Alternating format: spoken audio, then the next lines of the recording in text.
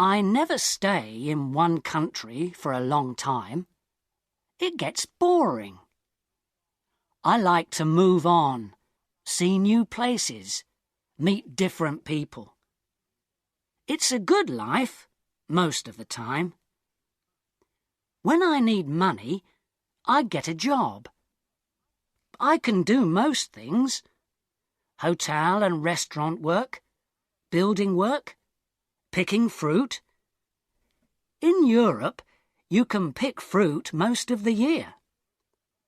You need to be in the right country at the right time, of course. It's not easy work, but the money's not bad. I like to go south in the winter. Life is easier in the sun, and Northern Europe can get very cold in the winter. Last year, 1989 it was, I was in Venice for October. I did some work in a hotel for 3 weeks. Then I began slowly to move south. I always go by train when I can. I like trains. You can walk about on a train, and you meet a lot of people. I left Venice and went on to Trieste.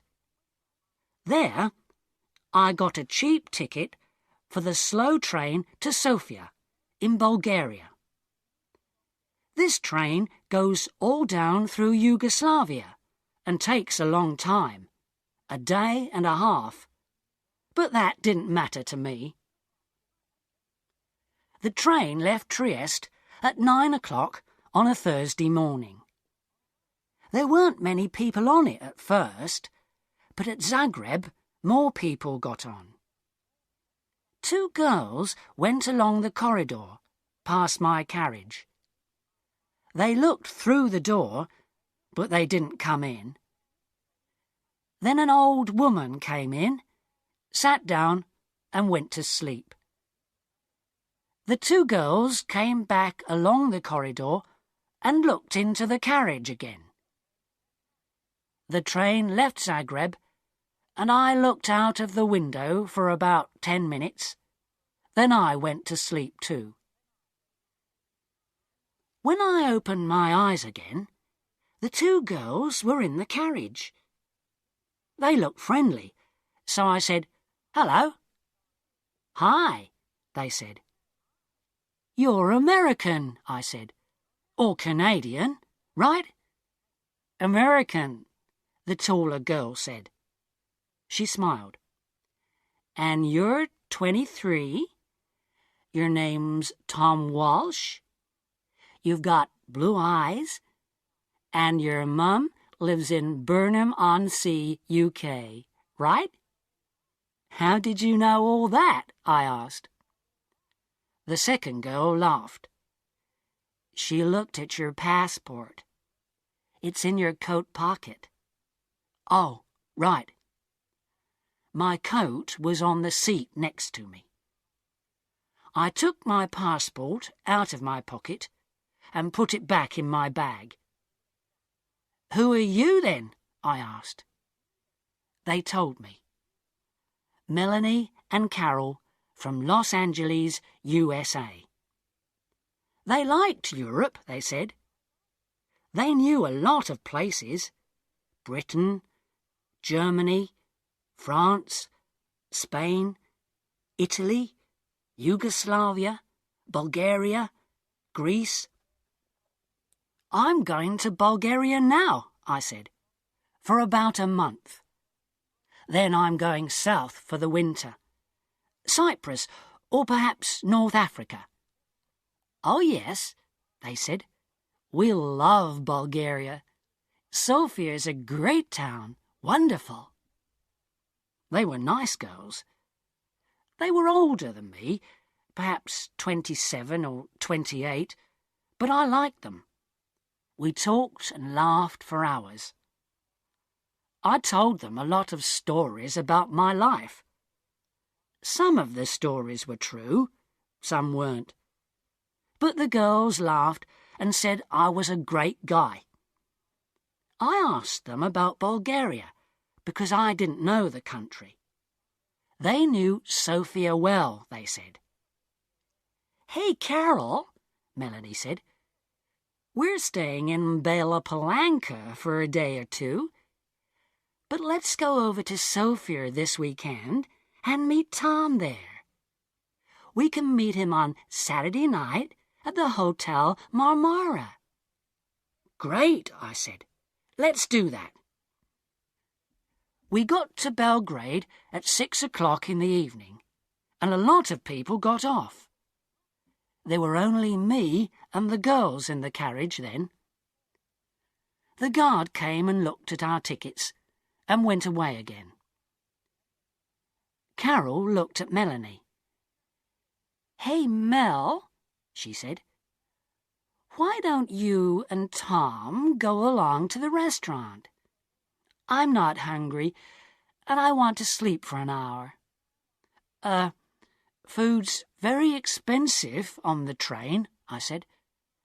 "I haven't got much money just now. I'm going to get a job in Sofia." "Oh, Tom," Melanie said, "why didn't you tell us? Look, you're a nice guy, right? We're okay for money this week. We can buy you a meal." "Of course we can," Carol said. "And look, in Sofia, we can take you to the best restaurant in town. It's a great place. We love it." What could I say? I was hungry. They had money. I didn't.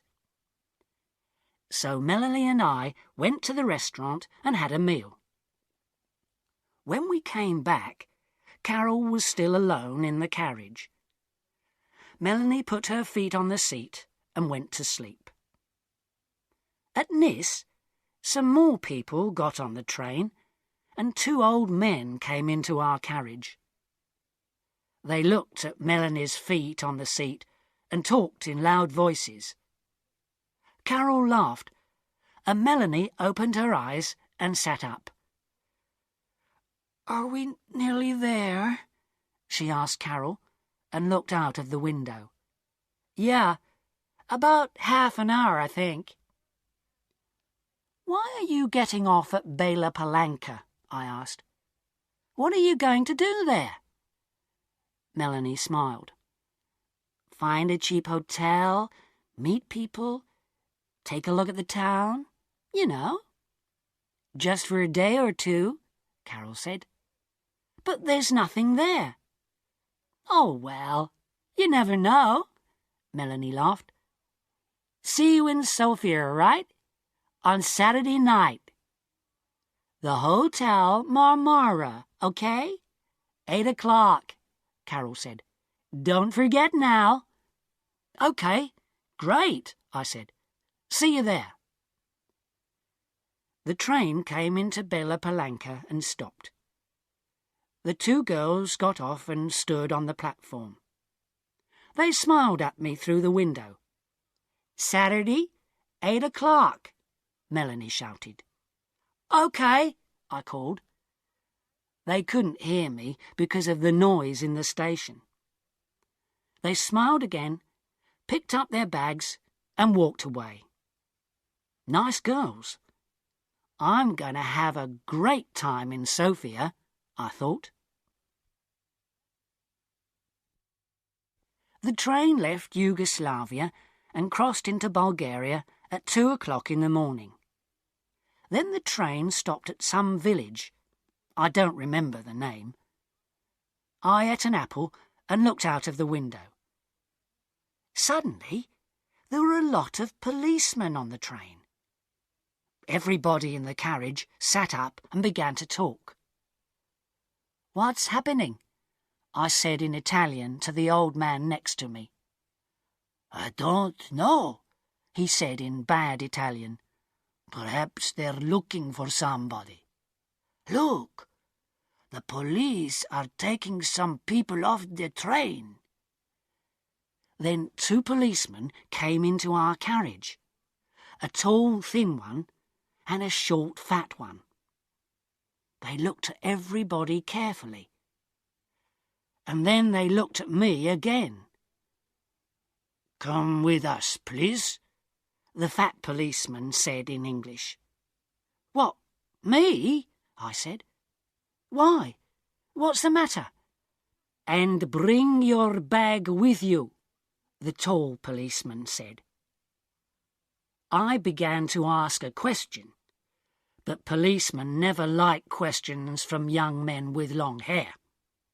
So I stayed quiet, picked up my bag, and went with them. In the station building, there were a lot more policemen and some people from the train. They were all young people, I saw.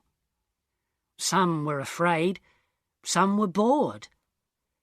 The police looked in everybody's bags, and then the people went back to the train. My two policemen took me to a table. "Your passport, please," the fat policeman said, "and open your bag." They looked at my passport, and I opened my bag. There was a young policewoman with red hair at the next table. She had a nice face, so I smiled at her, and she smiled back. "Aha!" the tall policeman said suddenly. All my dirty shirts and clothes were out on the table. The policeman picked up my bag and turned it over. Onto the table, out of my bag, fell packet after packet of US American dollars. Nice new dollars. $50 notes in big packets. A lot of money. My mouth opened and stayed open. I couldn't find my voice. I was suddenly a very interesting person, and a lot of police ran up to our table and stood behind me. 50,000, 100,000, 150,000. There's $200,000 here, the tall policeman said. "What an interesting bag, Mr. Tom Walsh." I found my voice again quickly. "But it's not my bag," I shouted. There was a big, happy smile on that policeman's face. "Well," he said, "it's got your name on it. Look." So I looked, and of course there was my name. And yes, of course, it was my bag. So how did 200,000 US dollars get into my bag? "You cannot bring US dollars into this country," the fat policeman said. He had very short grey hair and little black eyes. He didn't smile once. "But I didn't bring them," I said quickly. "They're not my dollars. I never saw them before in my life, and—" There was a lot of noise in the station. I looked out of the window and saw my train. Slowly, it began to move. "Hey!" I shouted. "That's my train!" The tall policeman laughed. It was a great day for him. "Oh, no," he said. "You're not getting back on that train. You're staying here with us, in our beautiful country." He smiled happily. So, I never got to Sophia on Saturday. I was very unhappy about that. I wanted to have a little talk with Melanie and Carol. Ask them one or two questions, you know. "You're a nice guy, Tom. See you in Sofia, okay? Take you to the best restaurant in town. Yeah, great." And I never got down to Cyprus or North Africa that winter. Oh well, I live and learn. It's not an easy life in prison, but it's warm in winter and the food's not bad. And I'm meeting some interesting people. There's a man from Georgia, USSR. Boris, his name is. He comes from a place by the Black Sea. He's a great guy. When we get out of here, he and I are going down to Australia. Brisbane, perhaps, or Sydney. Get a job on a ship. Start a new life. Yeah, next year's going to be okay.